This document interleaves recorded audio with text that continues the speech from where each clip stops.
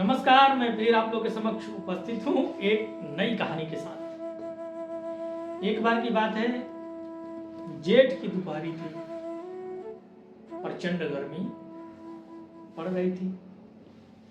एक पंडित जी जा रहे थे, उनके साथ एक ग्वालिन भी जा रही थी, जिसके माथे पर दही का हांडी था। दोनों में बातचीत होने लगी। बातचीत होते होते ग्वालिन ने पंडित जी से कहा कि ये बाबा, कुछ ऐसा उपाय कीजिए कि रास्ता भी कट जाए और ठंडी भी लगे। अब पंडित जी बड़े चक्कर में पड़ के कहे कि अरे, इस जेठ की दोपहरी में ऐसा कौन सा उपाय किया जाए कि रास्ता भी कट जाए जल्द और इसको ठंडी भी लगे। पंडित जी कुछ देर सोचते रहे। अचानक उन्हें याद आया, वो थोड़ा सा तेजी से आगे बढ़े और देखे कि एक पत्थर पड़ा हुआ है।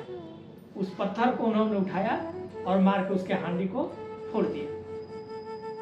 हांडी फूटने से पूरा दही उसका शरीर पर गिर गया और वो गुस्से में अब पंडित जी को पीछा करने लगी, खदेड़ने लगी।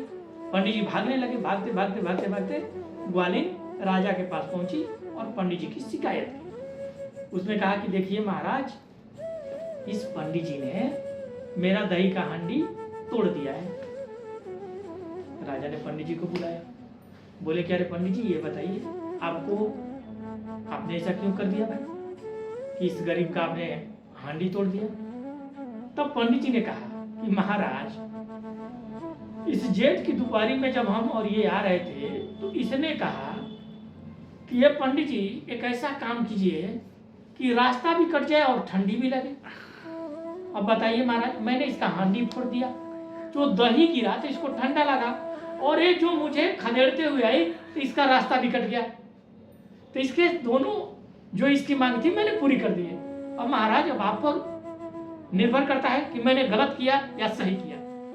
अगर आप लोग को ये कहानी अच्छी लगी हो तो इसे लाइक, कमेंट और शेयर करें। साथ ही आप लोगों से हाथ जोड़कर निवेदन है कि इस चैनल को सब्सक्राइब जरूर करें। जय श्री राम।